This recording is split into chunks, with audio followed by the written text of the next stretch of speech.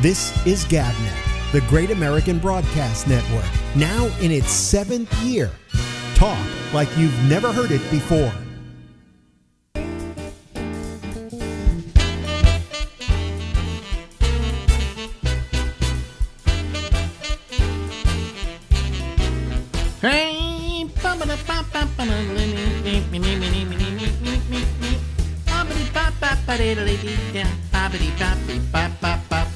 Hey everybody, this is Alex, and this is the Ramble, and we go until midnight tonight. Ladies and gentlemen, over there is the countenance that is Walter Sabo. Hello, Walter, also known on the air as Walter Sterling. Alex, it is an honor to be with you. I am humbled to be on with you because you were nominated to be in the Radio Hall of Fame. Yes. And that happens to be a very big deal because I'm on the nominating committee, as are many others.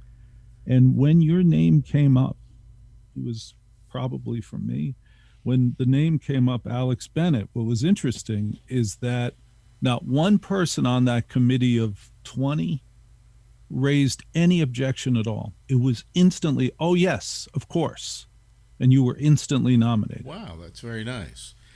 I'd like to say it's a pleasure to be nominated, but it'd be more of a pleasure to have won. But anyway, it's a complex voting system. So the nomination is a win. The nomination is a win. Okay, well, I can call myself a Radio Hall of Fame nominee Alex Bennett then, right? I would. Yeah. But I mean, it's just, I don't know. I don't like those things when they turn into a contest, I mean, I don't think the Rock and Roll Hall of Fame, which is in your neck of the woods, is, I believe, does not take an audience vote in order to determine it. One slot is an audience vote. Okay. But I don't like the Rock and Roll Hall of Fame because tragically I know who runs that that voting, who runs that competition. It's not the museum. It's not the museum. It's a bunch of guys in New York and who have nothing to do with the museum, and the museum has nothing to do with the Hall of Fame nominees and inductees. And it is heavily weighted in favor of fans of The Who. It is, I swear. I love that. Fans of The Who. Heavily weighted in favor of fans of Jimmy Page, the sacred Jimmy Page. Yeah. Dion Warwick is not in the Rock and Roll Hall of Fame. Please explain to me how that is possible. Well, isn't there, who else? There was somebody else they mentioned that was, I guess they have for the, that one slot or whatever, a whole bunch of nominees. And I'm going, why haven't all of those people already been inducted into the Radio Hall of Fame or the, the Music Hall of Fame? And now I know that the Sports Hall of Fame is voted upon by sports writers. Okay, that makes a little more sense. I just don't like it when they turn it into a contest. Oh, the public should vote here, No, I mean, the public, for instance, if you do a public vote on the Radio Hall of Fame, doesn't know who the hell Alex Bennett is unless they're from San Francisco or New York, But if there's somebody that's syndicated, they're better known. A fact. It's a total fact. Right. Now, when you say you're going to put somebody in the Radio Hall of Fame, I would say, who are you putting in and what did they contribute to the overall history of broadcasting? So when names come up, and I'm on the nominating committee, and I'm not saying my judgment is sacred, but this is what I'm saying, is that I always stop them if, like, they've spent 50 years on the air in Philadelphia. I say this is a national Radio Hall of Fame. It should not be based on one, being a success in one market. In other words, to me, they did their job. If they're a success in one market, they did their job. And what I pointed out with you were the number of cities you were in and the number of formats that you were in. I said he was in 3 distinct formats in like 5 or 6 cities. He was a winner in every city. that's a National Radio Hall of Fame nominee. That's where it makes sense. But some guys, who have been 40 years in Philadelphia, waking up Philadelphia, to me is like, oh, so they did their job. Well, that's who won. That's nice, but there's a Philadelphia Hall of Fame. There's a Pennsylvania Hall of Fame. Yeah. Keep them there. Well, the guys who won this year were in the morning show in Philadelphia, right? It started a fight. What do you mean it started a fight? I said, what are we doing? Oh, that's the one that you were referring to then. Yeah, but it happens every year. It happens every year. Yeah. Unless in that city they broke ground. They did something that had never been done before and therefore was copied endlessly. That's different. If I'm not mistaken, it took them many years to nominate Howard Stern, long after he was well known nationally. Yes, and his opinion was, and I agreed with it, and I wasn't on the committee then, but when it started, his opinion was, it is not a Radio Hall of Fame unless I'm in it. And he was right. And he's right. And he should have been in the first class. He said, find me somebody more successful than me in history. And objectively, he was right. Well, he was right. I mean, I can think of people, for instance, that should be in the Hall of Fame. I don't think the name Don Sherwood is there, who is perhaps one of the... It is. It is in the Hall of Fame? Oh, okay, good. Yeah. Because there are certain people that are legendary in their markets, because before syndication you only stayed in one market if you were successful, and you own that market, and so you really have to go back to those people too. What was interesting in the Don Sherwood era, Don Sherwood, by the way, let me tell people who don't know, Don Sherwood was in San Francisco doing mornings at KSFO, and perhaps in my mind the most successful single broadcaster in any market in the United States. And yet, if you asked his son, what did he do? His son would tell you, if you heard him now, you would say he didn't do very much. It was like, slap on the back, neighbor over the fence, but nothing really that cutting edge. It was just consistently perfect for that moment in time. And but at that moment in time, and it was really interesting, you said if they were successful in that market, in a given market, inevitably, if their success caught people's attention in other cities and they moved to another city, inevitably they fail. It was all about a single act at a single moment in time in a specific city. Many talents. Oh, he was San Francisco. Yes, he was. He oozed San Francisco. But I would disagree with his son. I think there was more to Don Sherwood than that. I was a big fan. Oh, there goes robocall. Anyway, yours just went off too. Yes, but I know it's not a real call. Yeah, I know. Anyway, Don Sherwood, I think, was more than that. I was a fan, and he was an influence on me on how you do radio. In fact, he was nice enough. Once I wrote him and I said, I would love to come down and see your radio show. I'm such a big fan and I want to be in radio and blah, blah, blah, blah. And he invited me down, and I sat there in the studio with him while he was doing his show. That's a score. Yeah. That's how big a fan I was of his. And he had a lot of influence on me. And what that influence was is that Don Sherwood brought into the studio what he witnessed and felt on the street. Okay? His life came into that studio, and then he talked about his life. And that was the element of my act that I got from Sherwood, is that it's very important to talk about yourself. That the prep for your show isn't sitting down and reading newspapers and doing this and jotting this down and saying, I'm going to do this and I'm going to do that.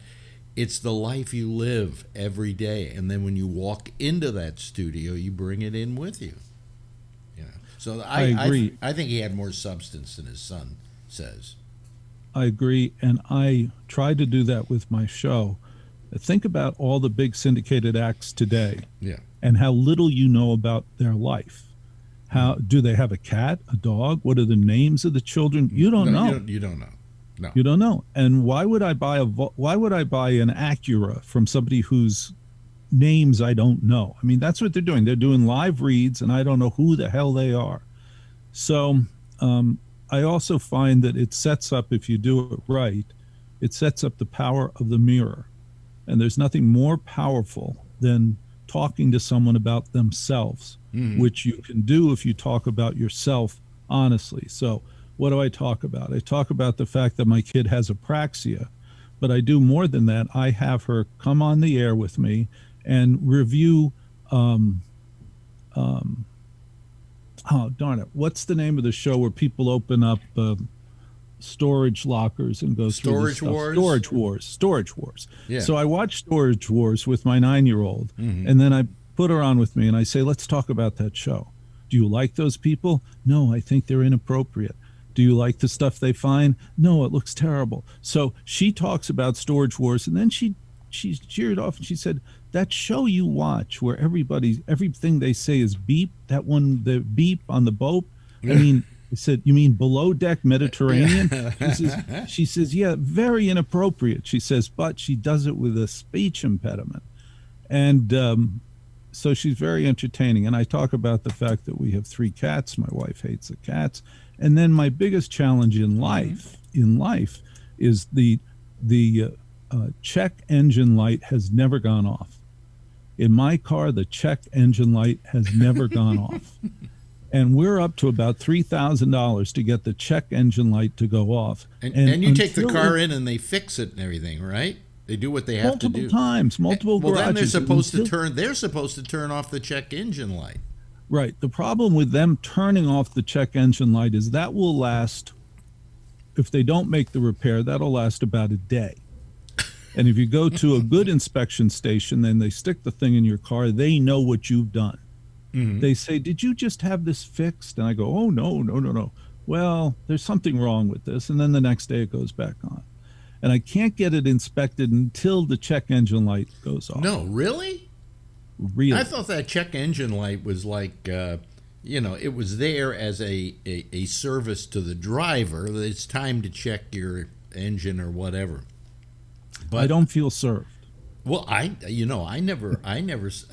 never denied me a new license for my car or whatever because my check engine light was on. Yeah, in Ohio they will not give you, even before, when I pull in, they look at my dash and say, you will not pass if one of those lights is on. That's it. So how do you get your car to pass? It doesn't. Now, the gift of the epidemic is that the government of Ohio is looking the other way for all of those infractions. They're like, we know you can't get your car fixed at this time. We know it's hard to get it inspected. They're just not looking. But that's going to end very soon. Like the next time I'm stopped, it will end. Yeah. Wow. I hate owning a car, by the way. My favorite car is the 4, 5, or 6. That's my favorite car. And I've never had a better car than the 4, 5, or 6. What do you mean the 4, 5, or 6? What's it called? The big brand is Subway. That's my favorite car. Oh, Subway. Oh, I see. Yes. Oh, okay. I'm I sorry. hate owning a car. I don't have good car karma. All my life, my cars break down. All my life. It's the biggest waste of money for me. I know there are car people who enjoy owning a car, but not me. You didn't own a car when you lived in New York, did you? My current wife, because she grew up in Ohio and because we had kids, wanted a minivan. I said, you don't understand how much waste this is going to be involving. This will be $600 a month for the garage, or worse, thousands of hours circling blocks, going way to the west side, parking it on a pier. You have no idea. And then if it breaks down, God help you. And she was from Ohio, so she came here, and then she was when I first came here years ago, I owned a car in New York. A couple of reasons why. I was a California kid. I had to have a car. Right.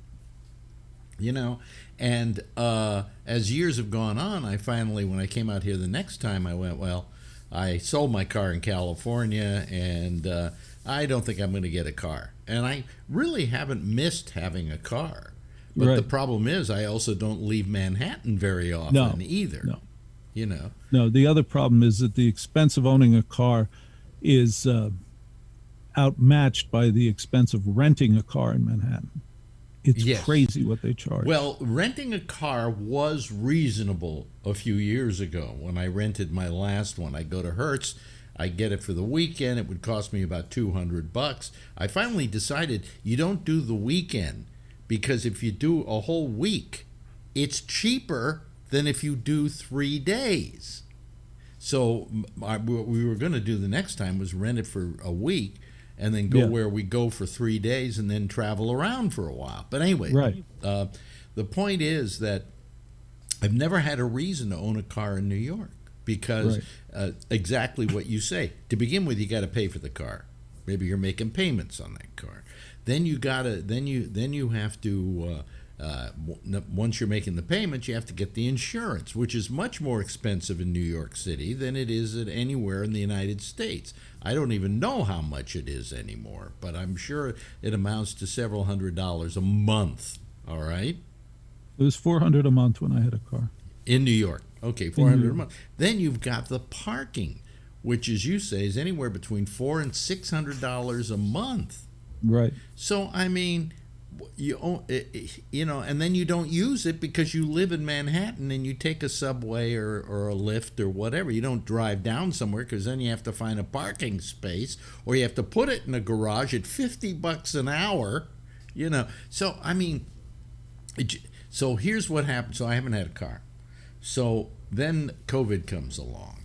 And the last time we used a car was about 4 years ago when we drove up to Vermont. I have this feeling I don't know how to drive anymore. I fear it. Getting into a car and this big thing I am trying to negotiate around. So I don't know whether I can drive any longer. Now, the good news for you is because of where you live and because I have visited you and I've driven to where you are, 2 blocks away from you is a $10 a day garage. But remember that's $300 a week. No, I know, but I'm saying for a day, if somebody came to visit you or you rented a car and you needed to park it, it's $10 a day on 104th Street. 104th Street, okay. Block east. And and it's a good garage. So it's nice that it's there. But the other thing that out-of-towners from New York can't even believe is a parking ticket in Manhattan or Brooklyn starts at $100. Does it really? It starts at $100 and gets worse from there. But you're not going to pay less than $100. And then, if by some magic you get towed, let me tell you where you get towed. You get towed to a scary hurricane fenced-in parking lot in Brooklyn that is ingeniously at the edge of the river. So one side is the fence, the other side is the river. So you're not going to get that car out of there by magic. And, the giant dog is near your car. So it's terrifying to retrieve your car. Well, the thing is that they used to have the towing place was down at the bottom of 57th Street. Yeah, that's for rich people. You're going to be towed to Brooklyn. Well, I'm not being towed anywhere because I don't have a car. Okay, but but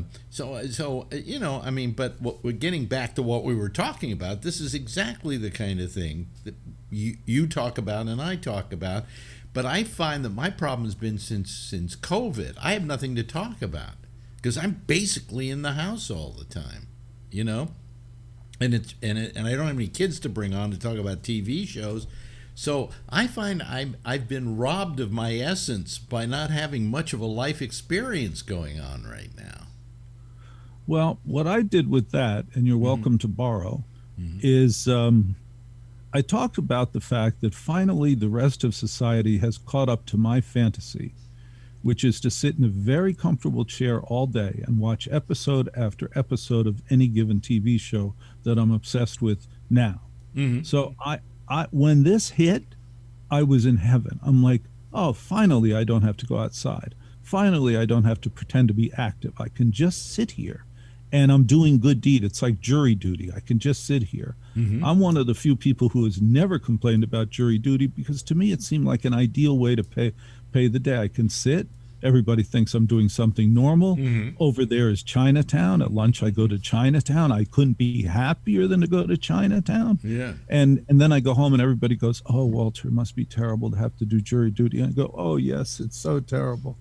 You were talking about binging old TV shows. You know what I've been binging lately is Hot in Cleveland. Isn't that a great show? Isn't Betty White amazing? It's a great show. A great show. I missed it completely the first time around. You know what else is amazing is on the same YouTube menu are the original What's My Lines. Yeah, yeah.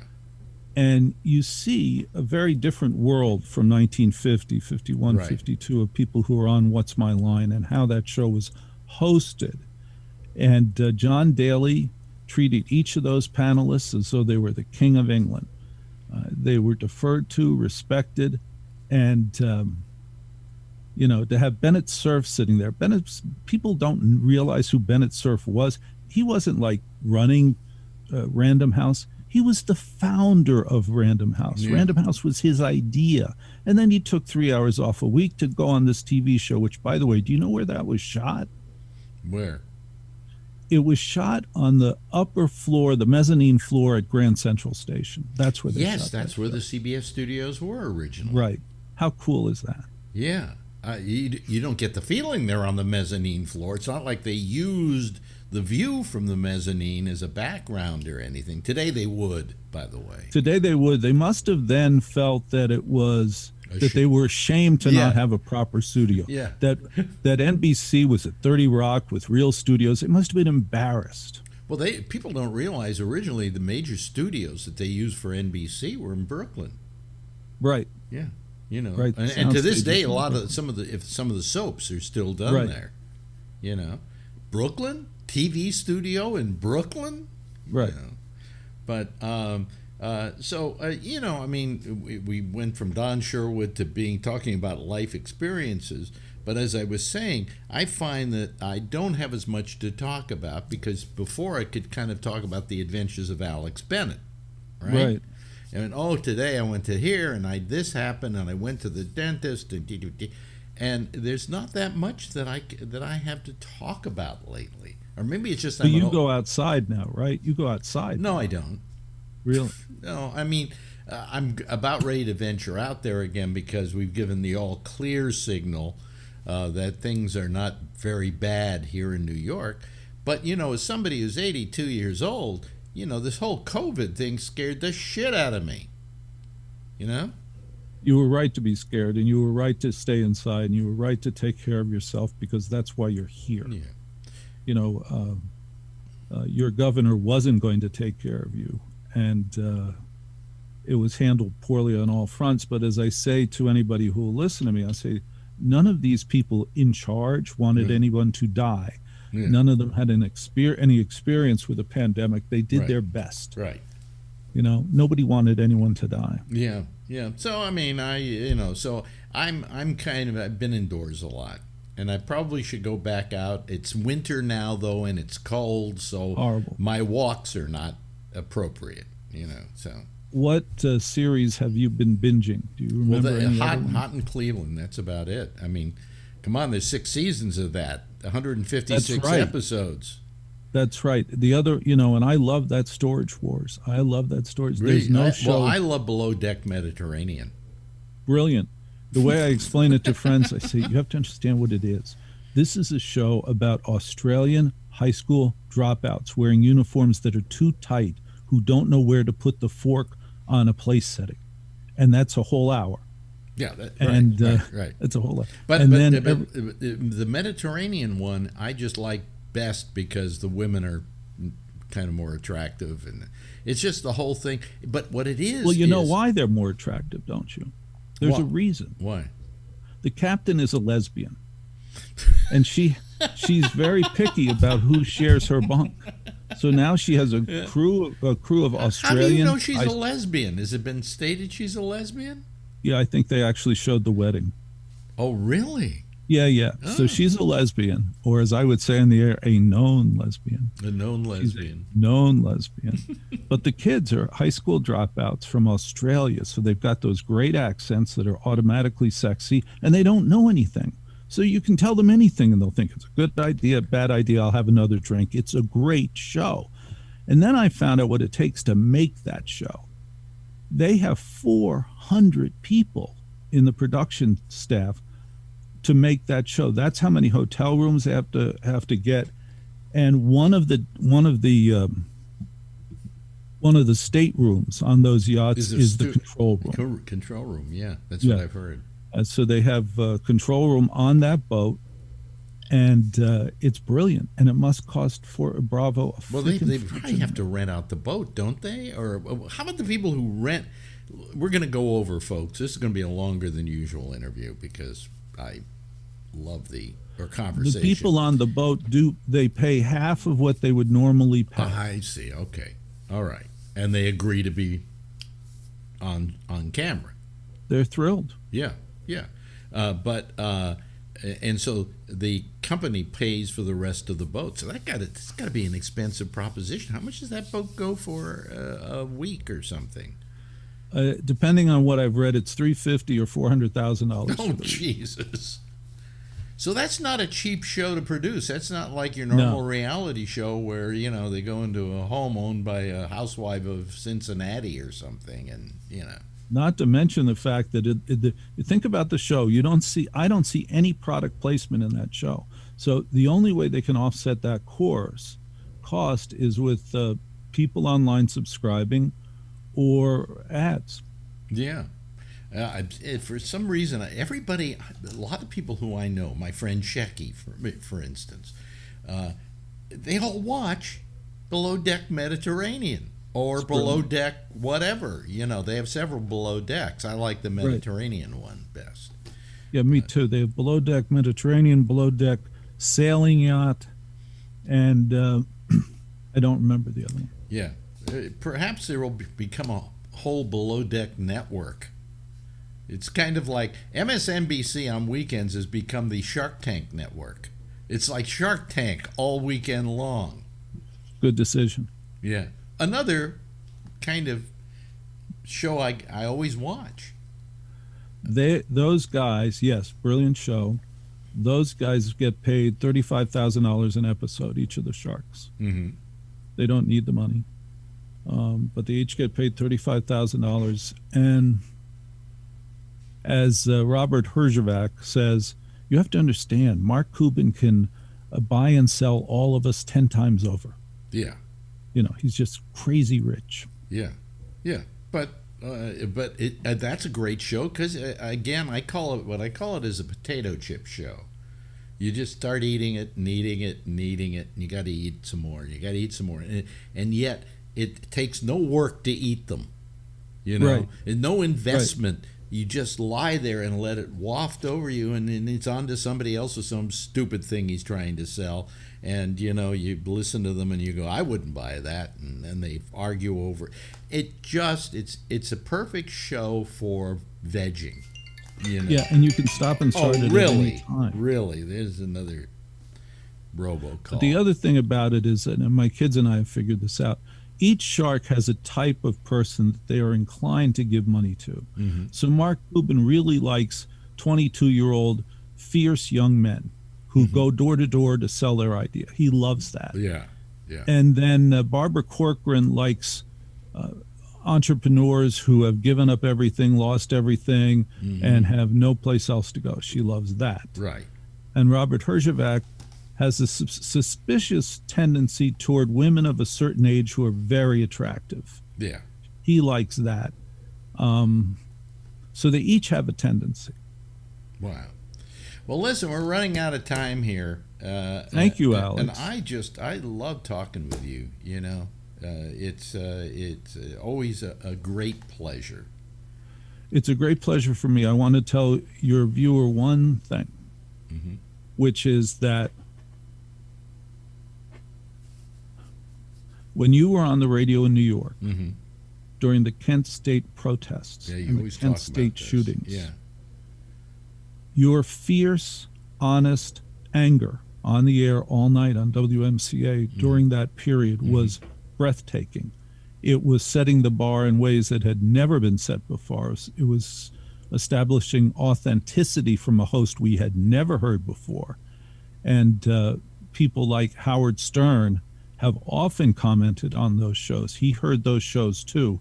It was remarkable radio, and I will forever be grateful to you for being able to hear that. And can I say that when I was doing them, I didn't realize I was doing anything. I was just being me.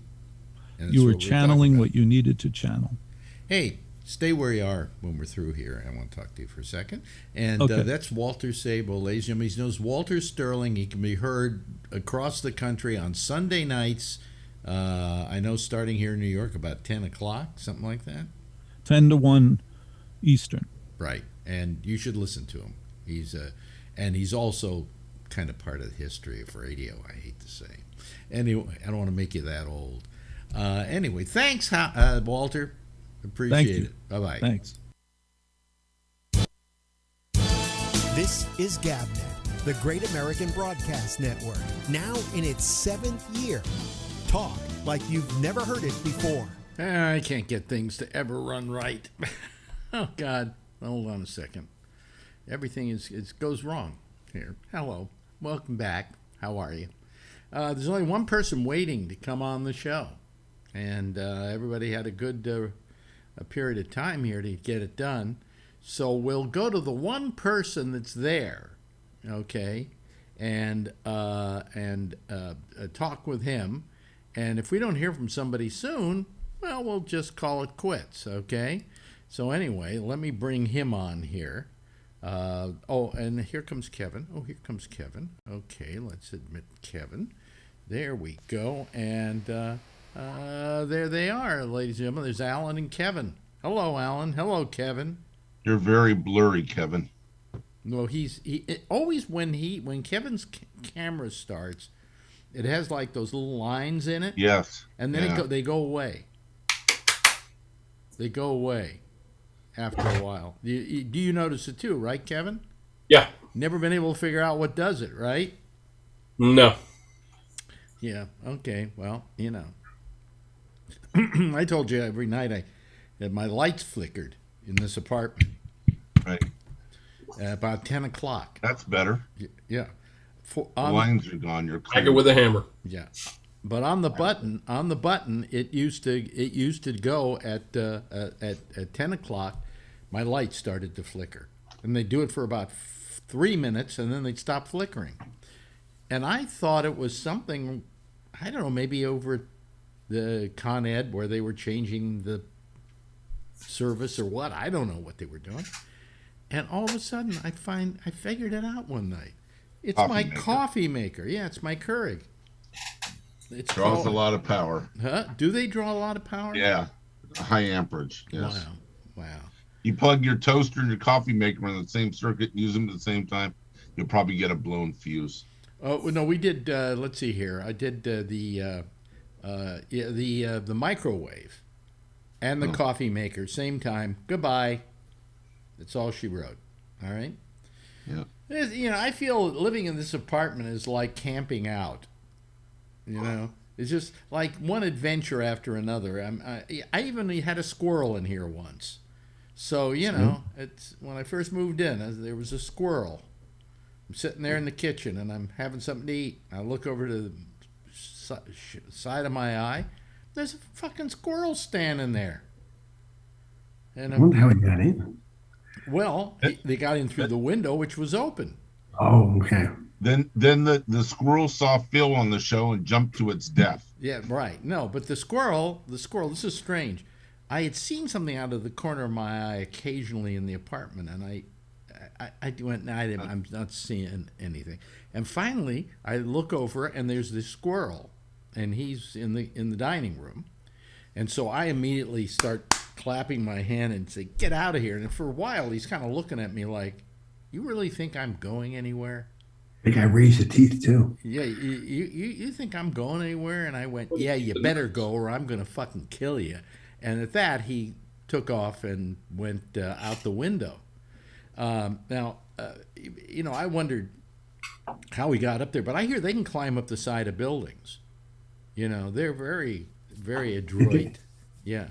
And I always see them in the tree by my house. There's always they're going running up and down, up and down. Yeah, but And trees you are can see where them always grabbing stuff. these trees are where Like they they- normally live. Not I know, but it's like they build their little nest. I know. It's like you see them going up and down. not in a 5-room apartment. That is true, yeah. But anyway, Yeah. what happened was, though, a couple of days later, there's a news item on the news. This is a story from CBS, and they had a reporter down there. A squirrel was running rampant in the CVS, and the CVS only a block from us. So I figure after he got through with us, he went down to the CVS.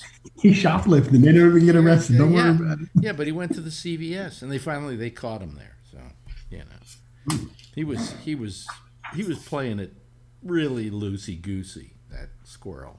But So do you guys in New York have Seattle's best coffee? no. Oh, that was good coffee he sent me, I have to say. Alex. I sent him some. Oh, thank you. I really You said Alex? appreciate that. I really, making tea right now. you know what Not coffee. It was last week, Alex. It was good. You do know what coffee does to him, don't you? I Alan? like when he's wired. I'm making tea right now. I still got tea bags, so. Well, actually, the best coffee out of Seattle is Pete's. I bought that, Alex, when I went out there. When you said that, I found Pete's Coffee. Yeah. I found it. Yeah. I don't know. Which one? I don't think you can get pizza in New York City. Really? Yeah, you have to. You can Well, you order got it. You can order it through Amazon. Yeah, you can get it through Amazon. I'm on You want Amazon me to now. ship you some, Let me see Alex? if we can get it. What? You want me to ship you some? No, No. no. I That have would some. help Thank you. You and Tony can be wired together. I have some. I'm always I have drinking coffee. some still. I read all night and I drink it. They say Starbucks was Pete's over roasted. That's what Alex said. They were together in business, right? Remember you saying that? They were both in business together. Yeah, I found that fascinating. started, I guess- Before they broke apart. They started Starbucks, I believe, and then Yeah, you said that. they separated, and the other guy went off and started Pete's. I like Pete's over Starbucks. Oh, but absolutely. I didn't know that Pete's was. I don't like Starbucks Wait a coffee. minute, hold on a second, Tony. Let me hear what he has. Oh, to say. yeah, I'm sorry. I'm going to make tea. I'll be right back. Oh, you see, that's I your didn't- coffee talking there. Yeah. I didn't know that Pete's was a spinoff from Starbucks. Oh yeah, it's not that it's a spin-off. It's just the two partners didn't get along, and one went one way and one went the other way. And they both had successful coffee companies. Although, Oh yeah, definitely. although Pete's is not as well known around the entire country because they didn't expand this far. It's big on the West Coast. But it's very big on the West Coast and considered preferable to Starbucks. I think so. Yeah. I mean, Starbucks, I think, was not so much that their coffee was good, but that you could go in and you could sit there and nurse a coffee for 5 hours and run your laptop and use it as an office. And they never chased you out. They never said, get out of here. There's a 20-minute limit or anything like that. So that's why you never could find a seat inside a Starbucks. But, so anyway. We lost Tony. He's off. He went to Probably, get his caffeine. he's probably went off to get more coffee. No, he I'm, said ma- I'm making a cup of tea because I have so many tea bags from my mother, so I figured I'll use one tonight. Because she used to drink tea and I used to do the coffee. Sometimes we trade it up. Just I still talk go about it like get you your said, like she's goddamn a tea, will you? spend about 20 minutes doing it. It would be okay. Yeah. Oh, I think there's an alarm out on the street. Why don't you go see what it is? I have enough tea bags in here for the whole Oh block. boy, he's going to talk to us from the kitchen or wherever he's. Meat bagging. I can never tell. Is this his dining room here, or is this what is this room with this ugly, horrible wallpaper? It's like the dining room off the kitchen. Oh, okay. Yeah. It's dining room wallpaper, isn't it? What's that? Is that the dining room you're in? Yeah, this is my mother's dining room. Yeah, Wait a minute. It's not your mother's dining room any longer. I still think like she's here, Your like you said, mother- Alex. this is gonna be a shock to you, but your mother is dead. Thank God, I'm joking. No, the other day my brother's like, "You miss mommy?" Because it was like a year. I said, "I miss her." You know what I do miss? I'll never forget this. When she used to call me, Anthony. I says, "What?" I used to get up. "What's the matter?" 1 o'clock in the morning. "Could I have a lifesaver?" And she would laugh. "You call me up at one," because I was sleeping in the other room. I thought something happened. She fell out of bed. "What's the matter, Ma?" "I need a lifesaver. My mouth is dry." How did she sleep with a lifesaver? I used to give it to her. She said, "Ma, you're going to choke." "I won't choke. I promise." "How can you promise?" She used to roll on her side. Thanks a lot, Alan. I know. Thanks. I didn't get my tea. The Who Seattle would have thought Trump would have killed him? That was last week. Thanks, Alan. We really appreciate it, Alan. No problem. I'm here to please. Too bad he never got into cocaine and you couldn't supply him with that. You know. I don't see much difference. Yeah. For him. For him? Oh, it's Not done yet. I got the electric pot going. I'm sorry. oh I'll be up till 3. my head is going. I don't. You know what I told Shecky? Alex, you should have took Alex's advice. He says, "What? Never invite him over." Hello, Ray. Hello. How's it going? Tony's on coffee again. Oh, jeez. I'm working on tea. I had coffee before, so You get high on tea too. you found my vice. Yeah. I'm going to say something, Tony, because every now and then you send Shecky a what do you call it, a text, and if he considers it especially weird, he sends it to me.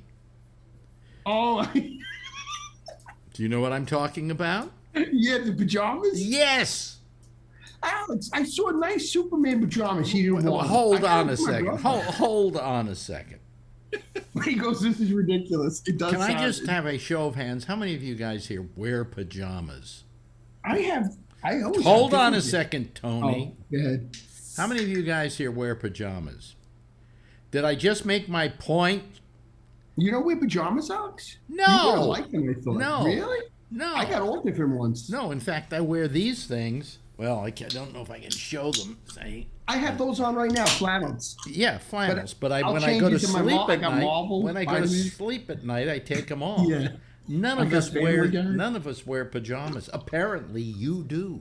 Yeah, I got feeties too. Yeah, I got a ton of pajamas. You know what I call them? Loungewear. My brother came home and walking around with Loungewear. Marvel loungewear. He says, "What the hell are you wearing?" He goes, "Yeah, my Marvel comics." He says, "You get dressed." You know what I do? I drop my boxes off and then I come home. By the way, look at pajamas on like you would do. I don't even want to leave the house anymore. Hey, can No I just more do coffee, something, Alan? No more Look at coffee. me, Alan. Look at me. Yeah. Thank you. Thank you very much. It was last week that he drank it. Sorry. And it's still affecting him. Yes. No, but Pajamas are an Italian. he sends Shecky a thing saying, "I'm going to bring you over some pajamas." Now, I haven't asked Shecky, but I don't think he wears pajamas. I got my brother Spider-Man pajamas. He wouldn't wear them, Oh, so I wait a took them back. Here comes Phil Meyer. Boy, Oh, you know no. something? I I never heard thought that- I'd be so relieved to see Phil Meyer. Hey, Phil, we're in the same room. Yeah. Well, thank you for that. I owe this background to Ray. Yeah. What should we call it? What's Yeah. it tell you? I was got no milk. No, really. I was listening to your wonderful interview with Walter Sabo, Mhm. and then I heard that you didn't have too many people calling in, and then I had to reboot my computer, and then I came, and you got plenty of people. Yeah, no, but it's fine. It's fine. We're glad to have you here. It's nice to have you join our little group. Your soiree. My soiree, as Actually, it were. there's some higher octane coffee that Oh, no. Phil drinks, and Is that the one that you were talking about, Black Death or something? no. No. Murder Out by oh, Black oh, Rifle Coffee. Well, I did Black Death or Death. What was it called? Death Wish or something. Death Yeah, Wish coffee. that's not as strong as Murder Out by Black Rifle Coffee. And Black Rifle is a company that hires veterans. Is there a limit to how strong they can make coffee Anybody know? See, I don't like strong. I didn't No, ask no, you, Tony. Oh, sorry. In Europe, you get the espresso and the Cuban coffee that you get in Miami. That's the Mark Cuban coffee. Yeah. Yeah, So my I like the understanding, Cuban coffee. It's a little bit in a cup, and then the French have demi-tasse, which is a little cup, and my understanding is the darker they roast coffee, the less caffeine. You know, it's not a bad cup of coffee.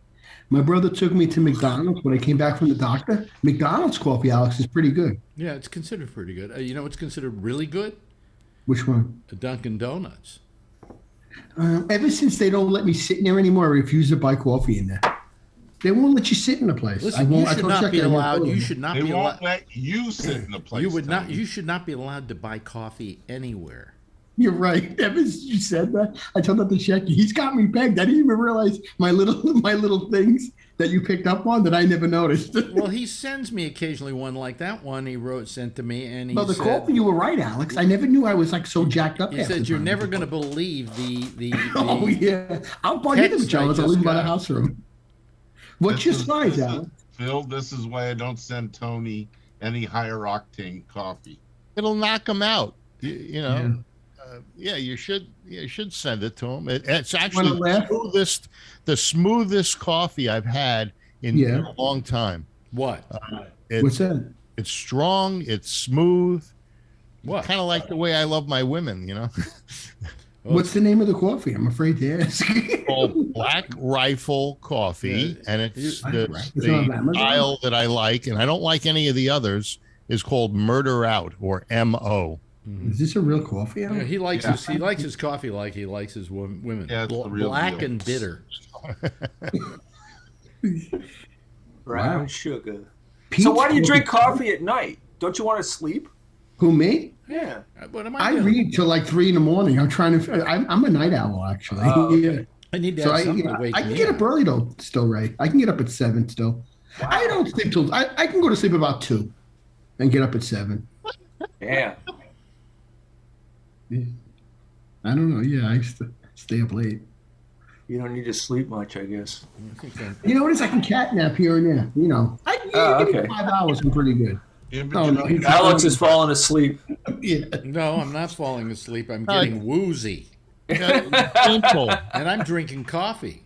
This It's is painful. That's what this it is Wolfgang Puck's coffee I'm drinking at night. Yeah, give me Non-alcoholic beer. Yeah, out of your Keurig, right, Alex? Yeah. Right out of my Keurig. Yeah, I do Hey. it in the yeah. Is Wolfgang looking for his coffee now? If you're drinking his coffee, Okay, let's see how much coffee. Well, we'll forget you said that one. Okay. Hey, Phil, looks like your right arm is amputated. Oh yeah, it looks like he's. Oh, there it is. Oh, okay. it's the chair Oh, okay. It's his voting one arm. of those body. But are you using a green screen there? What green screen? Are you using a green screen, I feel like he's in my house. or are you just using the Zoom? No, I'm using the green screen. Yeah.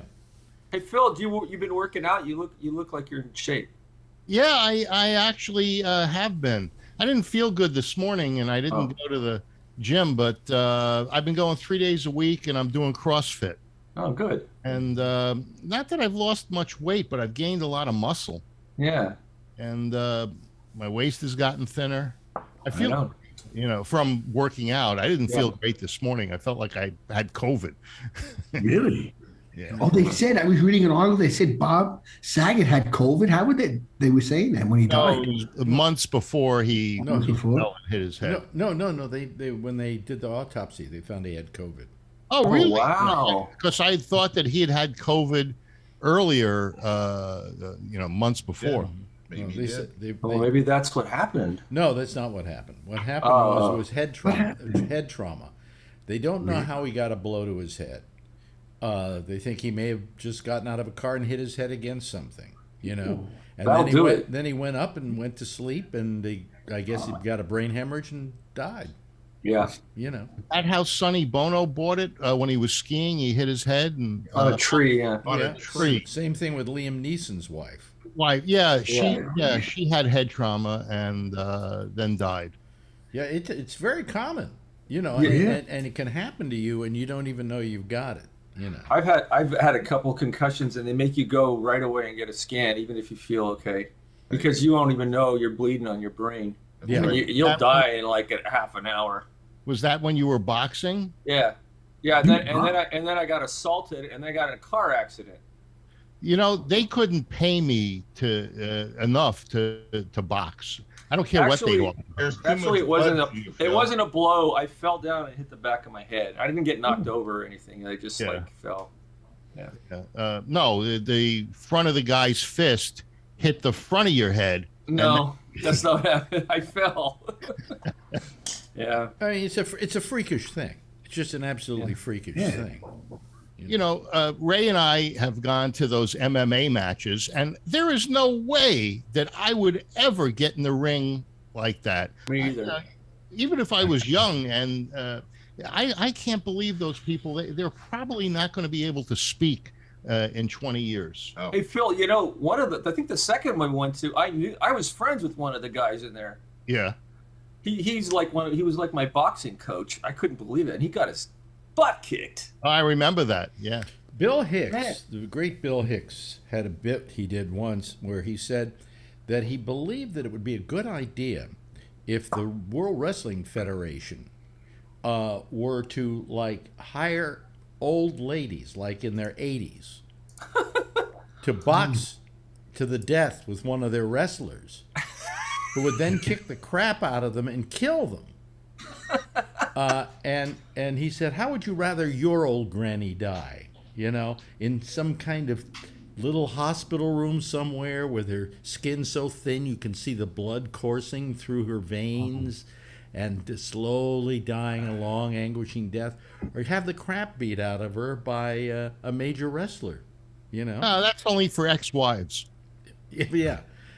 He said that he always said that would be the best way. Would get in a cage. Huh? Would she have any say in it though? Oh yes, absolutely. You know. Oh, okay. But she could pay her a lot of money to do it, and then she get the crap beaten out of her by I don't know who's a famous wrestler, The Rock, Hogan. You know, Hulk Hogan. Yeah. Hulk Hogan. Yeah.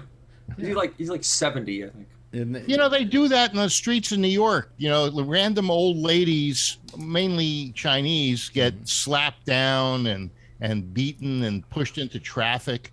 That's a sport in New York, isn't it? The sport, pushing people into the subway. Yeah. That's sick. Well, you know, you had a good idea, didn't you? Yeah, it could make a mess all over. Yeah, I was going to sell bungee cords on Gabnet, where you could tie the bungee cords around the post. Bungee cords? Bungee. He's a moron, okay? Bungee. Yeah, well, hey, it was my idea. So you take the bungee cords, you put them around a post, and you hook the bungee cords in front of you, and then if somebody pushes you, you're not going to fall off. Yeah, but maybe he pushes you so hard that you fly out and then slam back into the post and kill yourself. Well, if you hit your head. Yeah. But it might have happened a few hours later. I see. Yeah. Good. You know. But it was a crazy guy, wasn't it? Some old crazy guy who had been in many mental hospitals and whatever, and he was in the subway, and some woman was standing there, and he pushed her right in front of a train. It was Tony after a pot of coffee. Yeah, really. Yeah, well, my train's here. Watch out.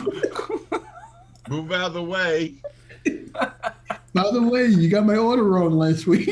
I'm joking. You know, Tony is like this all day long. He leaves me 40, 50 messages that are about 30, 40 seconds apiece. And they're audio messages. Oh, yeah, I do the audios for you sometimes. I call them Hollywood. Alex made you a star, I said. Send me those. Tonight. Oh, you're lucky, Ray. Yeah, he stopped. I guess I didn't respond. I don't even listen to the audio messages. Well, I'm worried about I'll go get my phone and I'll play one for you. I don't want to hear my voice on it. Send it to him. Yeah. No, you should hear what you sound like. Tony doesn't even dare leave me messages on my Messenger. No, I did, Alex. I left you a message today. Did you?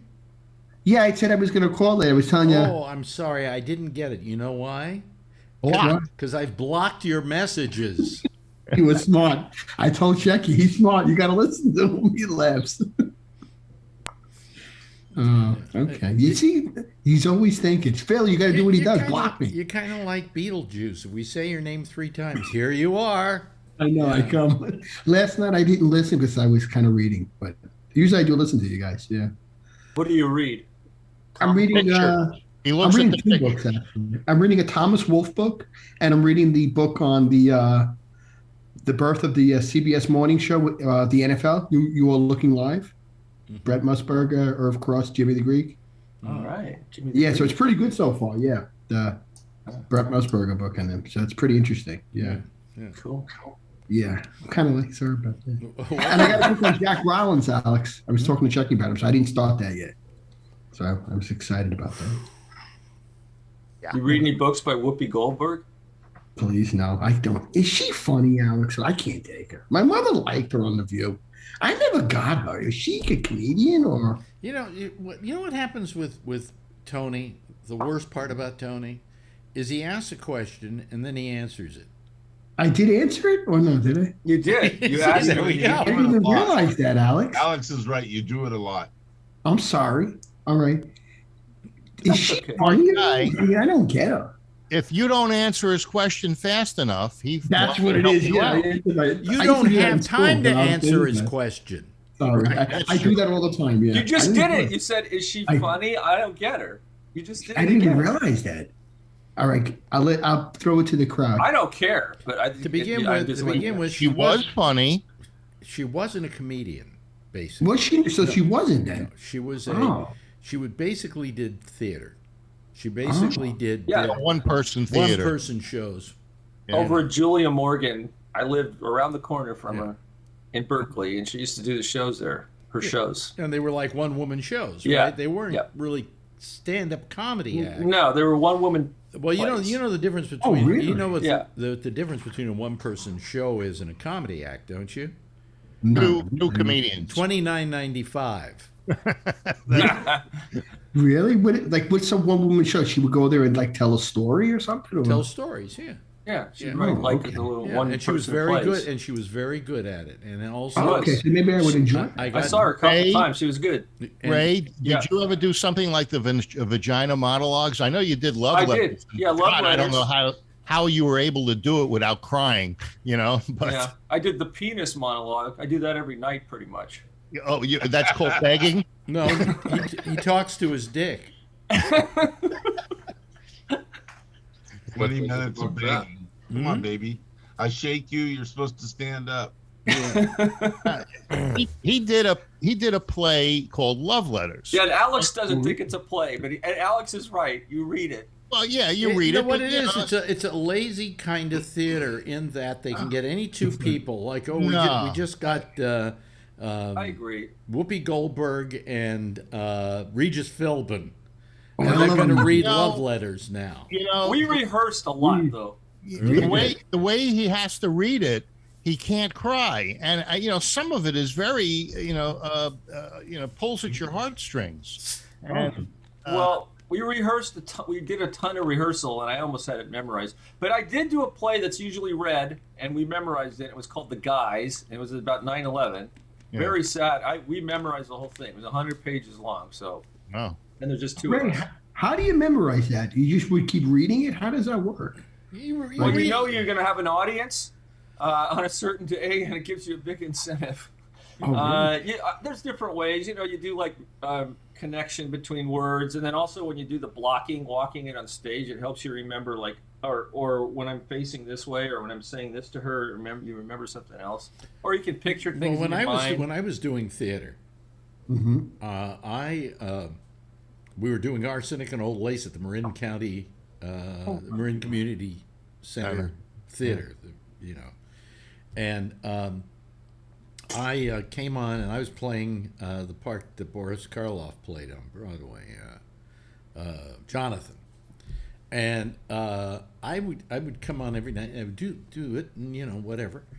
And one night I went on and I did my part, and then somehow I went up on my line and went back to a line from the beginning of the play.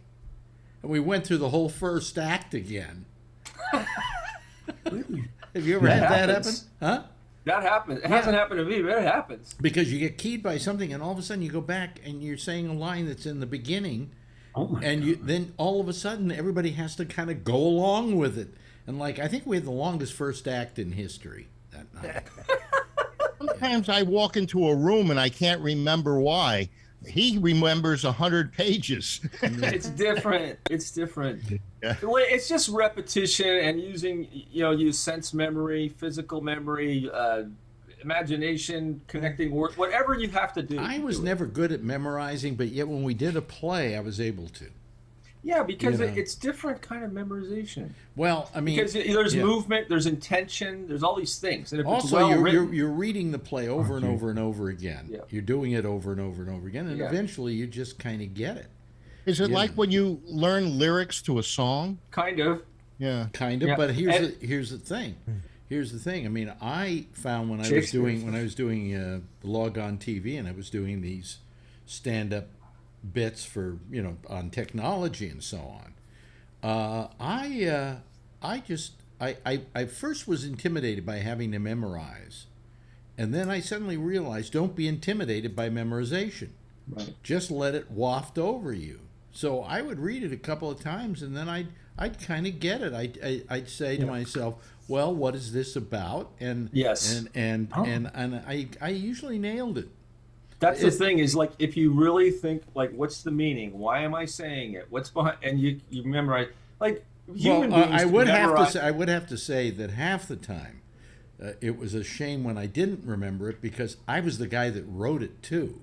So What did I write? But also with TV, we were doing this shot and then this shot and then this shot, so you could, you were doing like one sentence at a time. So. But also, like, people can memorize a lot. They don't realize it in the olden days, in school, like, I don't know, 16, 17, 1800s, kids had to memorize huge amounts of stuff. Poems, long poems, and multiplication tables. Yeah. Oh, I hated that. Yeah. But you got to turn it into a song. Oh, look. Some people learn their lines by turning them into Alan's disappearing. Wait a minute. Move your head down. That's the only way he can lose weight. Move your head down all the way, Alan. Move your head down all the way. There he goes. He's disappearing. Yeah, the disappearing Alan act. I'm actually on MBDB. IMDb. Oh, I can't even see it. Okay, I'm looking up Ray's acting career. Oh yes. I only have like a half dozen things on there. Isn't that because I mostly do theater? Yeah.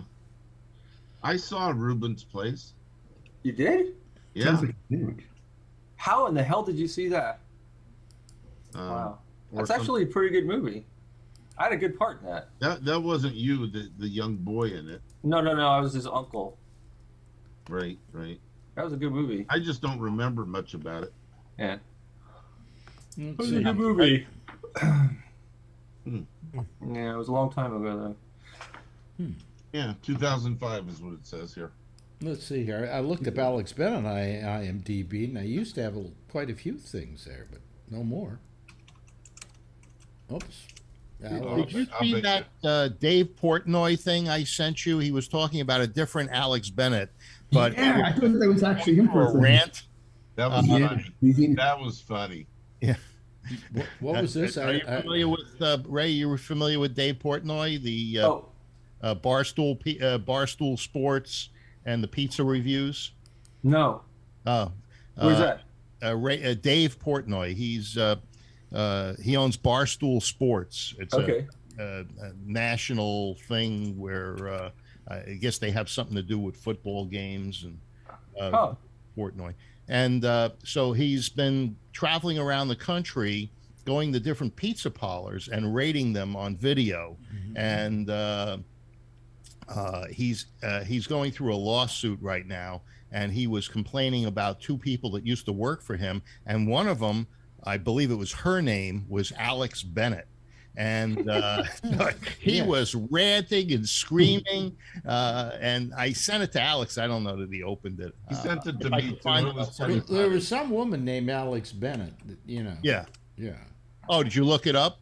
It's a common Yeah. woman's name. Yeah, yeah, it is actually. Hey, Alex, there's an episode of Howard Stern on demand, and it's entitled "Howard versus Alex Bennett." Yeah. Mm-hmm. Uh. Yeah, but I mean, I used to have quite a few more mentions than I don't even get them anymore. You know. Where are you? Are you under Alex? We Huh? were talking to Sabo earlier, and Sabo. Sabo, okay, us West Coast people, you know. So, but you mentioned Don Sherwin. That's a name I haven't heard in a long time. Very Yeah, big in he was on San- KGO, KSFO. Oh yeah, Yeah. Yeah. I believe that when I first moved to San Francisco in early '74, You went down on I him. had heard Don Sherwood, and I heard him doing pitches for products too. Yeah. Alex says he never was a pitch man, but No, I didn't say it wasn't a pitch man. Oh, I mean, okay. listen, everybody's a pitch man if we get paid enough. yeah, You All know? those radio hosts do pitches once in a while. yeah. Yeah, I mean, I would do pitches. Yeah. You know, but I mean, I would only do them if I believed in the product. I had to believe in the product. Hello to Brian. Let's say hello to Brian. Hello, Hello, hello, hello. Brian, Huh? Brian. What the hell's Bill doing on tonight? You came on a good night, by the way, Brian, because Tony's all jacked up on coffee. Look at him. He can't keep still. Thanks, I Alan. moved, I moved the I tea. got to get my phone so you can hear the Tony thing. Okay, do it, let's talk, Tony. let's I talk a bit hate about hearing Bill. my voice. I don't want to hear my What the hell's he voice. on again for, Alex? I thought we're only had to be with him one night a week. Only one night a week, but he decided to come back again tonight. And who am I Oh, to you're say talking no? about Phil, not Tony, I thought we're not supposed to have Alan and Phil on the same time. right? Oh, right. that's right. Oh, really? Yeah. Well, they're That's a brothers, you rule. know. They're very Beautiful out today, like 80 degrees. Oh, it's warm nice. weather. How's it over there, Alex? Oh, it's by the He way, hasn't been outside. I've got my watch. Yeah, it was is- 80 today. It's 59 now, but it was Yeah. 80. Really? Beautiful Yeah. here in the Bay Area. I I better, bet it was warm in Hollister. I better take my watch and charge it. I forgot to start charging my watch. There we go. No, it's Tony's all jacked up on coffee tonight, and that was our big problem, Brian. I moved the tea though, if it makes any, but it's still caffeine. What do you think it's going to do? Neutralize the coffee? It's got World War III in And my by the stomach. way, it's an absolute fallacy to believe that the tea doesn't have caffeine in it. It probably does. Oh, I've gotten wired on tea. Oh Really? yeah. Yeah. Oh, yeah. If I leave it steep too long, oh, man. Uh-huh. I got the tea bag in here still too. Yeah. Well. Tea bagging? Well, no, but here's the thing, Tony. Knowing how you react to coffee, tea probably Yeah, I give do. you a buzz too. Yeah, I mean, I didn't realize it, but I love my coffee. I do. I just, yeah, I think I might have got that from my mother really, because she always used to make the coffee in the morning or something. So it's like, oh, let's. Yes. You know- Jeff had put his hand up. Did you have something you wish to say, Jeff? Yes, so I used to take a lot of coffee every day, you know, and Then he had a stroke. now, doctors say don't take coffee. I usually drink one. Really? though. I don't take it. Wait a minute. Do they say, why do they say that? Because you had a stroke, right? I don't know if it's the stroke or the heart stuff. Did I see, drink did I- coffee did I all see the- a bandage on your hand? Oh, what I happened? thought I saw a bandage on your hand. A little higher. A little higher. A little higher. Yeah. Yeah. You know? Oh, What happened What's that? there? Well, part of this place is not exactly refined in the way it's been built. And so part of it just attacked my hand this morning. You're in Florida. What did you get bitten by an alligator? No, just a lousy. did you move to Florida? No. No. I'm Oh. just Snowbird. Yeah. staying away from the temperature in Connecticut. Yeah. Cold for When are you. you Nice coming? and When warm. are you coming back? The end of the month, Okay. drive back. Stop snowing. Well, by the time, we'll stop a couple of times to visit some people. Mm-hmm.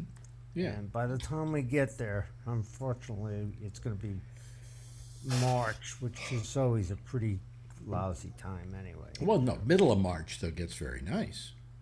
Yeah, I hope. I hope. The birds start singing, and, this time of the year, they're just out there coughing. It's like, oh. You want to hear how you can stop Tony from calling and leaving messages? What? Oh, I can't hear my voice. I got to step away. You I haven't been. upset? And he said he died from getting a hit on the head? What the fuck is that? They're saying no foul play? I wonder. Come on. I wonder. How do you die like that? That's strange. In a hotel in Florida? What the hell did he hit his head on? That doesn't make any sense. I mean, it wasn't like he was in the kitchen, fixing a pipe or something that you could lift up your head and maybe hit something. That doesn't make any sense. They can say no foul play, but that's odd. See? That's a voice message? Yeah, no, yeah. Here's one about Al. I got a horrible voice. But you must be busy in the place firing people. I was reading last night, so I didn't get to listen to the show. I'll call Alex later. You're not going to call that, I know, because he's Hollywood now all of a sudden. He can't call more than once a week. God forbid. Right? Oh, boy. I leave messages because you made him a star, Alex. Now, was that your phone? Was that your phone? Yeah, that's actually from the iPhone, yeah. You can hit the thing on Facebook. It's pretty clear. Oh, yeah, it really You is. probably- Very clear. Very clear. Yeah. Extremely clear.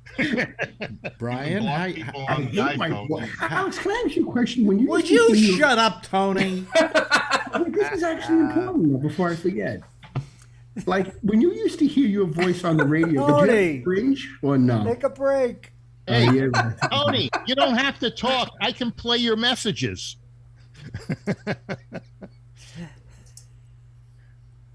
Tony, please.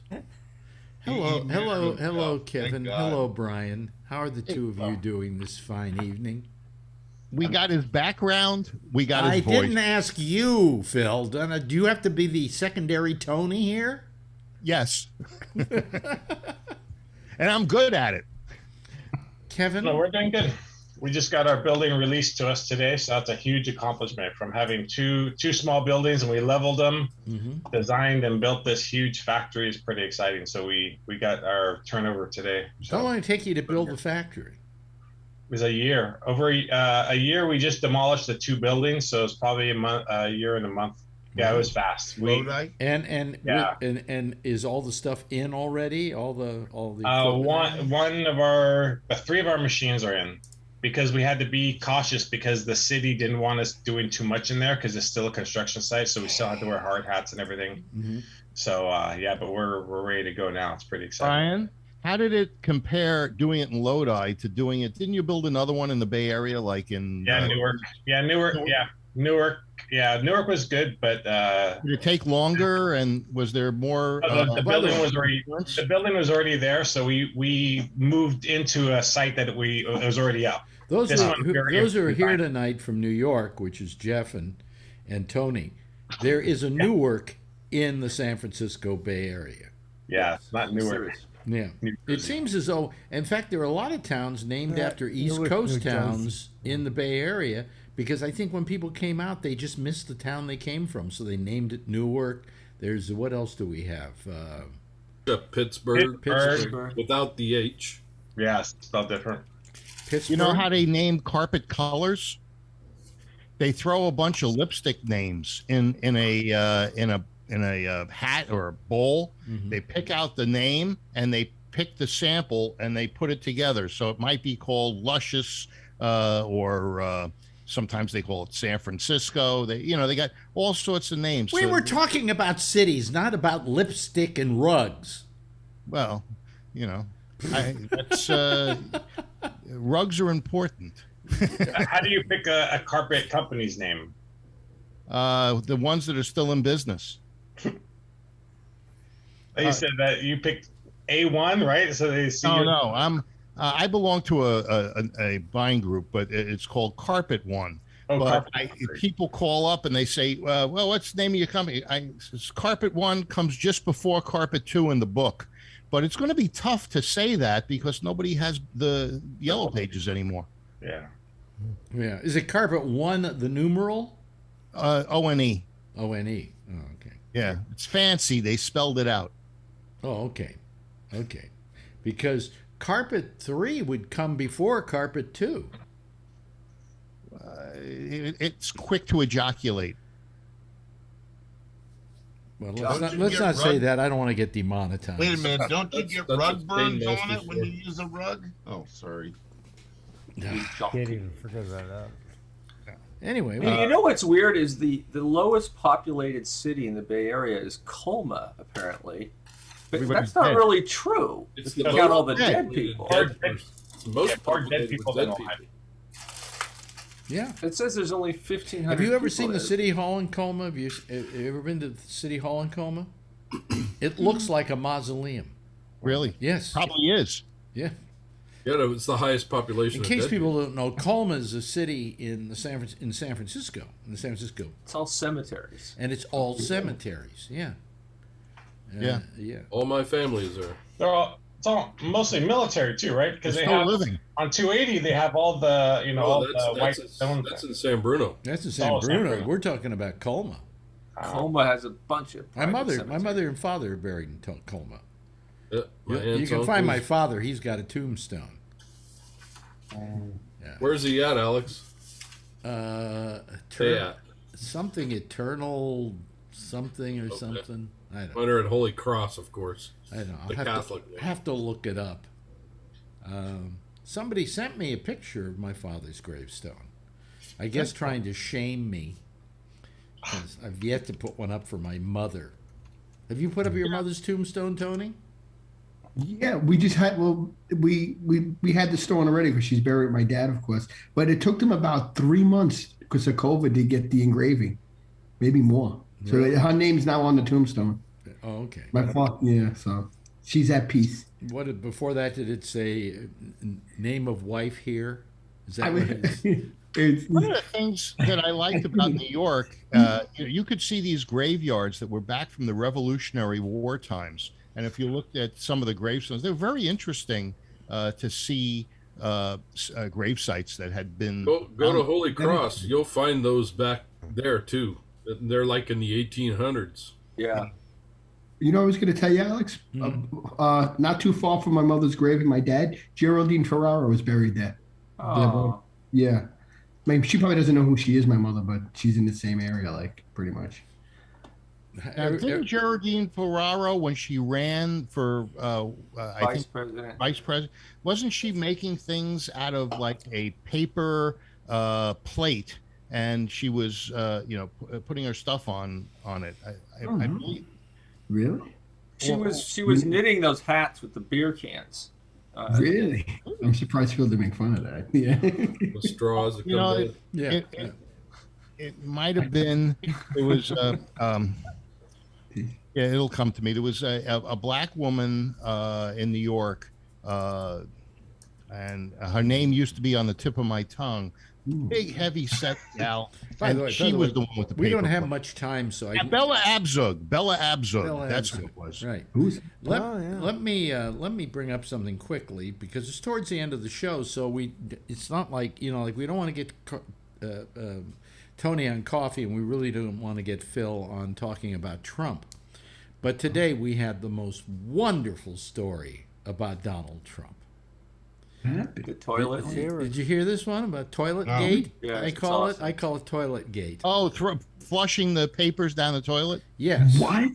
He was flushing confidential papers. You're supposed to see as president, you're supposed to keep all your papers, even the ones you scribble on, because those then go to the National Archives, and later on they may be released to you for your library or whatever.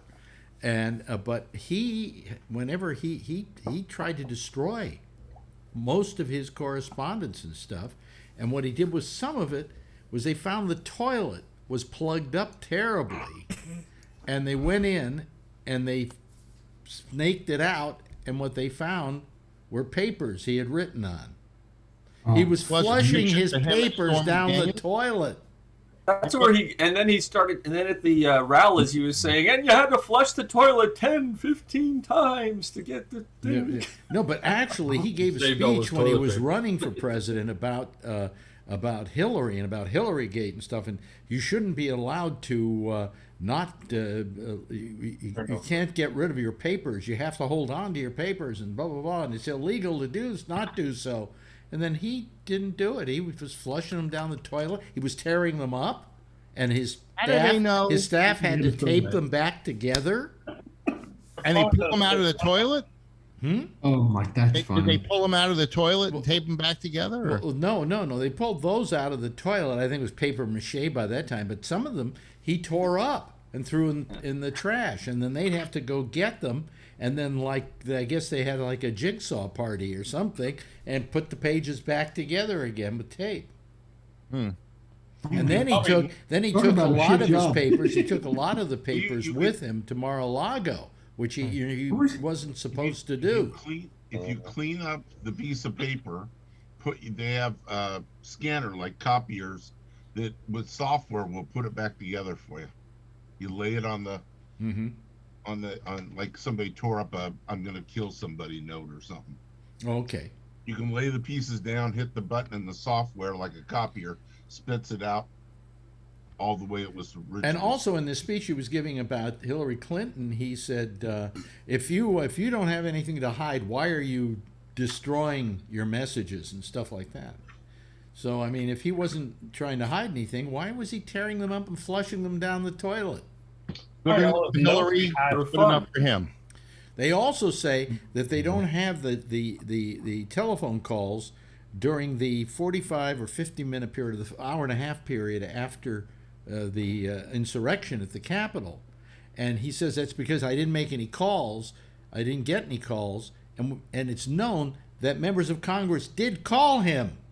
McCarthy being one. I understand that he took some of the silverware from the White House before he left. No, that was Mrs. Lincoln.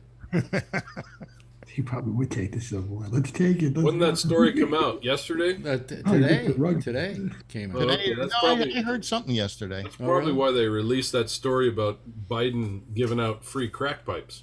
Kind of diversionary again. No, Biden did that on his own. Biden said the N word. Yeah, they said that was all bullshit. But I mean, it just gets funnier and funnier. It does. Yeah, but it's just ridiculous. So, they're spending how many millions on these packages with chapstick and crack pipes and other stuff, and now they're spending the same amount of money, and they took the crack pipes out. So you got to go to the Gabnet store if you want a crack pipe. But what's this with crack pipes? There was all bullshit.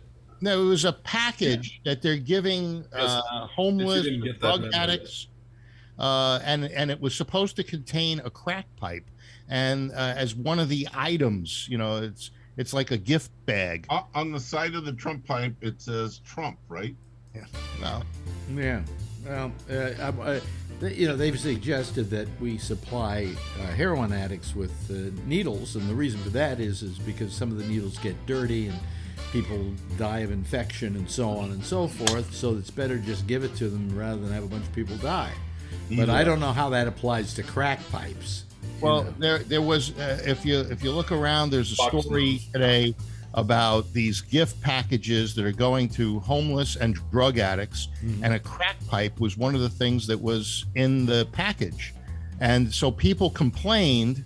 I don't know who complained, but a lot of people. Yeah. And they took the crack pipe out. But I want to know what they're going to do with the crack pipes. They're going to probably make us wear them under our masks. Okay, we got to go here. Thank you, Alan. Thanks for sending Tony coffee. No problem. Anytime. Kevin, thank you so much. Always love having you here. It always makes it a pleasant evening. Tony, why don't you smoke some pot? It might slow you down. Okay? I never tried drugs. You're too bad. Caffeine's a drug. If anybody needed drugs, it's you. Ritalin might be a good one for you. Anyway, Ray, thank you so much for calling. I always love having you here. Phil, thank you for joining us tonight and adding to the festivities. Jeff, thank you. And thank you, Kevin. Brian, rather. I already said thank you, Kevin. Thank you, Brian, for having joined us this evening. Why don't you all give a big wave goodbye, and I'll give a big wave bye back to you. There we go. There they go. That's our citizen panel, ladies and gentlemen. They're out of here. They're toast. Jack Bishop is next with The Intersection, and some of these same fine people will probably show up on The Intersection. And why don't you? Give him a call. He uses Skype, and it's Gabnet Live if you're calling using Skype. I'll be back again tomorrow night, same time, same station in life. In the meantime, as always, if you see her, tell her I love her. By the way, get vaccinated if you haven't. If you haven't, wear a mask. If you haven't worn a mask, don't get near me. See you later. Bye.